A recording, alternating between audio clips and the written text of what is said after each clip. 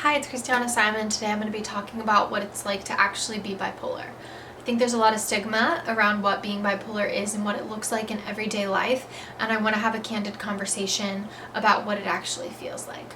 Now, if you are bipolar and you resonate with any of this, know that my heart goes out to you, and if you're not and you're just wanting to educate yourselves, thank you. It's a really difficult topic, and if you have somebody in your life that is bipolar, you know how much support we need and how confusing it can be, and we are our own worst critics. It is so difficult to live as somebody with bipolar. That's whether you have bipolar 1 or 2, 1 being more rapid cycling, meaning that you can really be up and down within the same day and go in and out of a ton of different emotions and expressing those emotions, whereas bipolar 2 is defined more like weeks or days at a time, set in mania, set in depression, set in being your own normal. Now, just a base definition, manic can be different for everybody. So there are things that most people struggle with, like not being able to sleep or impulse control, but it looks completely different for everybody. So I know that me personally, my mania has looked completely different now than it did when I was a young teenager versus what I believe it'll look like even in a few months, because when you're healthy and on the track to really growing within bipolar, you are so aware of yourself at all times, and it's incredibly difficult to self-monitor and self-analyze, and you're so aware of every moment that it becomes pretty much impossible to stay present, because your moments that are good and are happy and normal, you're ready for them to disappear at any second. You're ready for tomorrow to wake up and be depressed and not being able to get out of it, and doing everything you can, and it's still not being enough. And that was a huge moment for me, is I realized that a lot of it's chemical.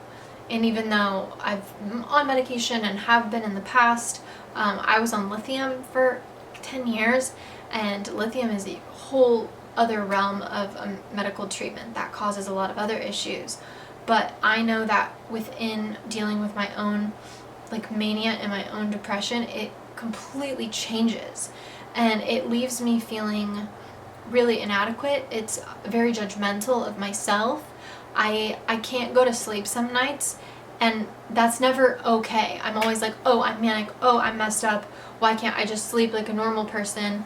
And then it's like, oh, did I take enough of my medication? Should I do this? And there's this constant over-analyzing where I feel like people with baseline insomnia, or people that are more normal, I'm going to use the word normal, and I mean that as just a simple standard for your most common, your average. And that's different for everybody. But from what I understand, when people can't sleep at night, they're usually like, oh, I had caffeine, or oh, I'm frustrated, I can't sleep, I have a lot on my mind. And that's a privilege, because when you're bipolar and you can't sleep, I know that I am so hard on myself, and I'm like, am I up, am I down, what's going on, and it tends to make your thoughts even worse. So I could be very far removed from my worst days of being bipolar, but those tendencies to overanalyze and to preserve yourself actually leave you feeling really numb. Which is why I want to bring it back to the fact of being bipolar may be defined as having lots of ups and downs, but I think being bipolar is one of the most paralyzing mental illnesses. I live extremely numb. Numb to myself, numb to my own mind, trying so hard to preserve whatever I have, and fighting those ups and downs with all that I am, that I tend to spend so much time focused on being balanced that I can't enjoy or feel through the highs and lows, which is part of what makes us human. It's what brings us all together, is that we all feel pain and we all feel joy. Whereas when you're diagnosed bipolar, your joy and your depression define you.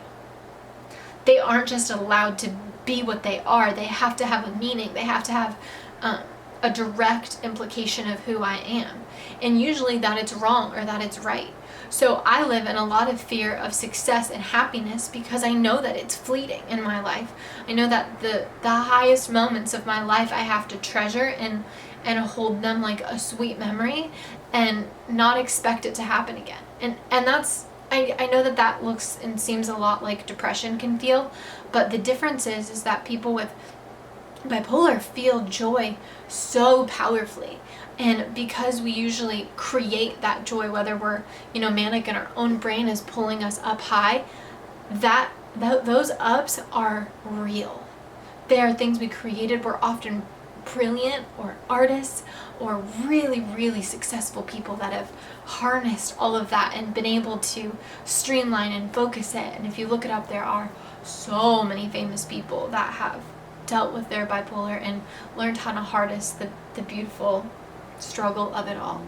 But you're not alone if you have bipolar. If you have people in your life that are, and you don't know how to help them, ask them what we need. I always know what I need.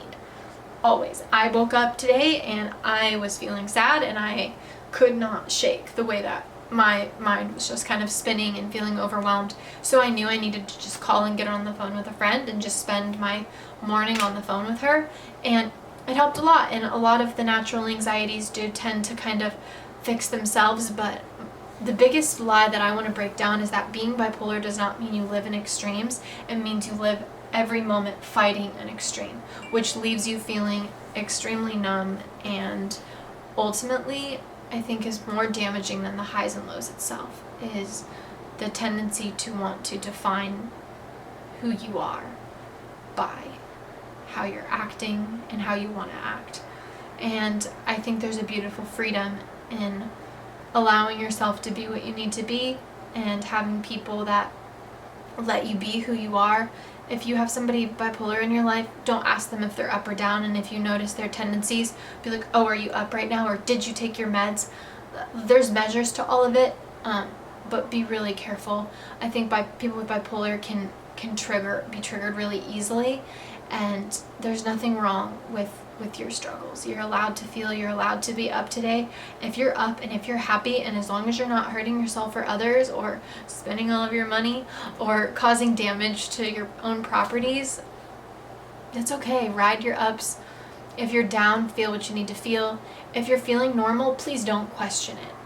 Just allow yourself to be your average emotion, to live in it, not fearing, what emotion's going to come next, but being really present in who you are and not judging that, because being bipolar sucks. It sucks. I really wouldn't wish it on the person that I hated the most if I had one.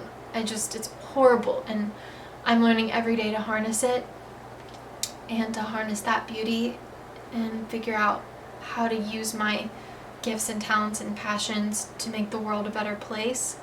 And people that struggle with bipolar, I think, have more potential than anyone. So if you do, it can feel like a curse, but know that it is possible for it to be a blessing and for you really to heal the earth.